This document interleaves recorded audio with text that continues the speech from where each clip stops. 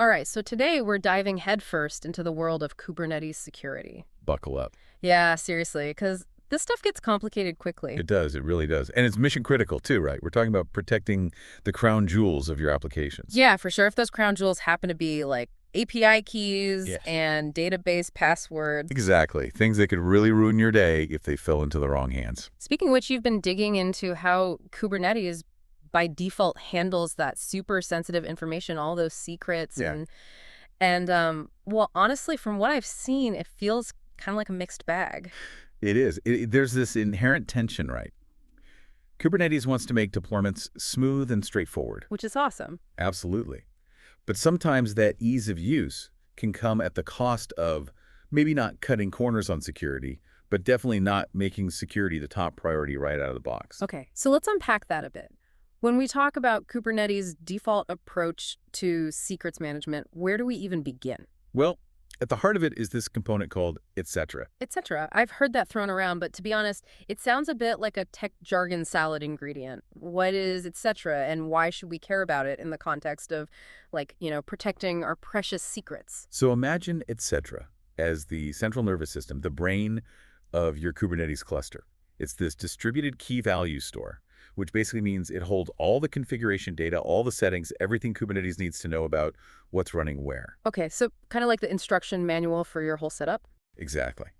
But here's the catch. The instruction manual also includes your secrets, by default. Wait, hold on. So you're telling me that Kubernetes is just casually storing my super secret API keys right alongside the instructions for, like, how many containers to spin up? In essence, yes.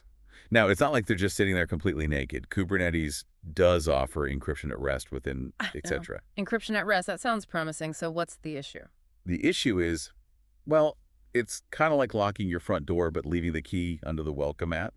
It helps, sure, but it's not exactly Fort Knox level security. Okay, so even if the data is encrypted, someone could still theoretically get in and access it if it really wanted to. Exactly. And let's be real. In the world of cybersecurity, where there's a will, there's usually a way. That's a chilling thought. So we've got our secrets, potentially vulnerable, even if they are encrypted, just hanging out in this etc. brain thing. Is there anything else that keeps security folks up at night when it comes to Kubernetes default setup? Yeah. The other big one is access control. Meaning, who gets to see and use these secrets? Precisely. And this is where things can get really, really tricky. Kubernetes built-in role-based access control, RBAC for short. It's powerful, don't get me wrong, but it can be, well, very complex to configure correctly. So one tiny misconfiguration, and suddenly everyone and their dog can see my super secret database password. You're getting the picture. Yeah. It's scarily easy to accidentally give too much access, especially as your deployments grow and you have more teams, more services, all needing to interact with these secrets. Yikes. So it sounds like relying solely on Kubernetes default secrets management is a bit like, I don't know, leaving the combination to your safe written on a sticky note attached to the safe itself. That's a very vivid analogy, but yeah, you're not far off. It might work for very, very simple use cases, but the moment you're dealing with anything remotely sensitive or mission critical, You're going to want a better safe. you're going to want a better safe. Ah. And probably a better hiding place for that combination too. Okay, so it's pretty clear that just relying on Kubernetes' built-in secrets management might not cut it for, well, anyone who values their data and their sleep. You can say that again? So when organizations hit that realization that they need a more, shall we say, robust way to handle their secrets in a Kubernetes world, what are they turning to? I mean, our research uncovered some pretty intense solutions. Intense, but for good reason, right? Yeah. If you're talking about the keys to the kingdom, you don't want to mess around. So yeah, organizations are increasingly turning to external solutions, tools that are specifically designed for managing secrets at scale. Okay, so like bringing in the big guns, the secret agent specialists. Exactly. And these specialists, they come with all sorts of fancy gadgets and techniques. Let's dive into some of those gadgets, shall we? One name that kept popping up in our research was the External Secrets Operator, or ESO for short. It sounds pretty official. What's the deal with ESO? Think of ESO as like a diplomatic envoy, right? It's this tool that lets your Kubernetes cluster talk to these separate, highly specialized secret management services. So instead of trying to build like Fort Knox inside Kubernetes itself, you're connecting to an already fortified location. Exactly. Why reinvent the wheel when there are already experts in keeping things locked down tight? And the beauty of ESO is it doesn't play favorites. It can work with a bunch of different secret vaults like AWS Secrets Manager. So if you're all in on AWS, ESO's got you covered. Yep. But it also plays nicely with HashiCorp Vault, Azure Key Vault, you name it. Cross-platform secret diplomacy. I like it. But how does this actually work in practice? Like if I'm using ESO, how do I go from having a secret sitting in, say, AWS Secrets Manager to actually using it in my Kubernetes deployment? Okay, so let's say you have your super secret database password locked up tight in AWS Secrets Manager.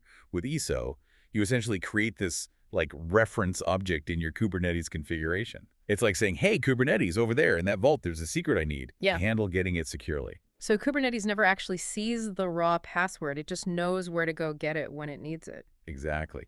EOS handles the secure communication with AWS, fetches the secret, and then injects it into your application at runtime, all behind the scenes.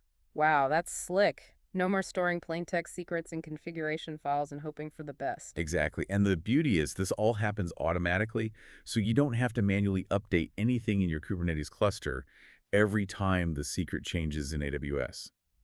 ESO takes care of all the syncing and updating for you. That sounds like a huge win for like both security and sanity. It definitely is. Ooh. Plus, because you're leveraging these dedicated secret management systems, you get all those extra goodies like granular access controls, detailed audit logs, the works. So ESO is kind of like delegating the really sensitive stuff to the experts. Precisely. It lets you focus on what you do best, deploying and managing your applications, while leaving the secret keeping to the pros. I can get behind that division of labor.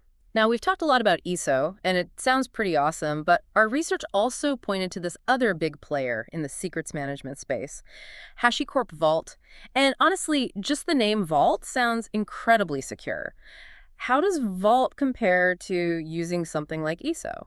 So, if ESOS is like the diplomatic envoy, right, facilitating communication between different entities, HashiCorp Vault is more like building your own super high-tech, impenetrable fortress. Okay, so we're not delegating anymore. We're becoming our own secret agent agency. Exactly. And Vault gives you all the tools and blueprints to do just that. I'm intrigued. What makes Vault so special, well, Vault-like? Vault has this really cool trick up its sleeve called dynamic secrets. So instead of storing long-lived credentials, like that database password we talked about, Vault can actually generate temporary, time-limited credentials on demand. Wait, so it's like giving someone a key card that only works for like the next 5 minutes? Precisely. And after those 5 minutes, poof, the credentials expire, they're useless. That is seriously cool. So even if someone did manage to get their hands on those temporary credentials, the window of opportunity to do any real damage is like super short. Exactly. It drastically reduces the risk of long-term compromise. And on top of that, Vault has all those other essential security features built right in, things like robust access control lists. So you can control exactly who has access to what secrets. Down to the individual secret. Plus, you get encryption both at rest and in transit, detailed audit logs to track every interaction with your secrets, the works. It's really a comprehensive solution. Sounds like it. So if I'm hearing you right, ESO is great for organizations that maybe want to leverage existing secret management services, keep things simple. It's like outsourcing your security to the experts, which, let's face it, is often a smart move. For sure. But then you've got Vault, which is for teams that really want to take control, build their own custom fortress of secrecy. Exactly. It all depends on your organization's specific needs, risk tolerance, and of course, budget, because these enterprise-grade solutions, they don't come cheap. That's always a factor, isn't it? But hey, what's the cost of peace of mind, right? Knowing your secrets are actually, well, secret. Exactly. And it's not just about peace of mind. It's about protecting your business, your users, your reputation. A single security breach can be devastating. Absolutely. Now, we've covered ESO, we've explored the depths of HashiCorp Vault, but our research also mentioned another approach, using cloud provider-specific solutions. Sticking with what you know. What's the deal with those? Right. So you've got your AWS Secrets Manager, your Azure Key Vault, Google Cloud Secret Manager.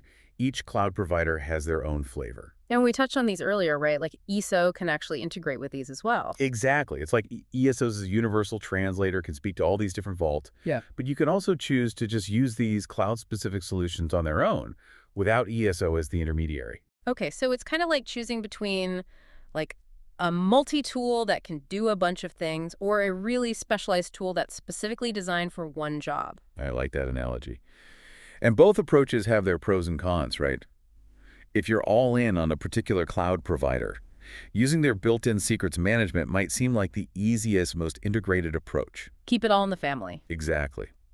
And these cloud-specific solutions, they're usually pretty feature-rich. They've got all the bells and whistles you'd expect. Encryption, access control, secret rotation, the whole 9 yards. Plus, they're often very tightly integrated into the rest of your cloud environment, which can be a big plus. Sounds convenient. So why wouldn't everyone just go with their cloud provider's built-in solution? Well, the biggest drawback is vendor lock-in. If you build your entire secrets management strategy around a specific cloud provider's tools, it can be really difficult and messy to switch providers down the line, even if a better option comes along, or your needs change. So you're kind of stuck with what you've got, even if you outgrow it or find something better? Exactly. And that lack of flexibility can be a deal breaker for some organizations, especially those that value agility and the ability to adapt to the ever-changing tech landscape. So it's all about weighing those trade-offs, convenience versus flexibility, cost versus features, that sort of thing. Exactly. There's no one-size-fits-all answer when it comes to Kubernetes secrets management. The best approach depends on so many factors: your organization's specific security posture, your budget, your risk tolerance, even your team's expertise. It's a lot to juggle, but hey, that's the world of tech, right? Always evolving, always challenging us to find the right balance. So we've talked about these heavy-duty secret management solutions, ESO, HashiCorp Vault, even the cloud-specific options. But then our research also mentioned this other tool, SOPS. And I gotta say, the name just sounds so much friendlier, approachable, even expert speaker. It is. SOPS, which stands for Secrets Operation S. It's kind of like the scrappy underdog of the secrets management world. It's not as flashy as some of those enterprise-grade solutions we discussed. Underdog, huh? I kind of like that. So if HashiCorp Vault is like Fort Knox, is SOPS more like having a trusty safe tucked away in your home office? That's a great way to put it. SOPS is all about providing that essential layer of encryption for your secrets, but without requiring you to completely overhaul your entire infrastructure. Okay, so it's more lightweight, more accessible, especially maybe for smaller teams or individual developers who don't necessarily have the resources to set up like a full-blown Vault instance. Exactly. And the beauty of SOPS is that it's super simple to use. At its core, it's all about encrypting individual files. So instead of storing your secrets in a separate vault, you're basically encrypting them and then storing those encrypted files wherever you normally store your code, like in your Git repository. You got it. Which I know might sound a bit counterintuitive at first, right? Like, wait, you're telling me to put my secrets, even if they're encrypted, in my code repository. Isn't that a huge no-no? Yeah, that seems kind of like hiding the cookies in the cookie jar. Sure, they're out of sight, but if someone knows where to look. Right, but here's the key difference. With SOPS, those cookies are locked up tight, and the only way to open that cookie jar is with the right key. The right key being? The decryption key. SOPS lets you leverage these super strong encryption providers like AWS KMS, Google Cloud KMS, or even Age, which is this really cool developer-friendly encryption tool. So even if someone stumbles across your encrypted secret files, they're basically useless without that decryption key. Exactly. It's like having that combination lock on your safe. Even if you know where the safe is, it's useless without the combination. Right. Makes sense. So SOPS is kind of like bringing your own lock, your own encryption to wherever you're storing your secrets. Precisely. And it plays really nicely with all the popular Kubernetes tools like Helm and Customize, so you can integrate it seamlessly into your existing workflows. That's awesome.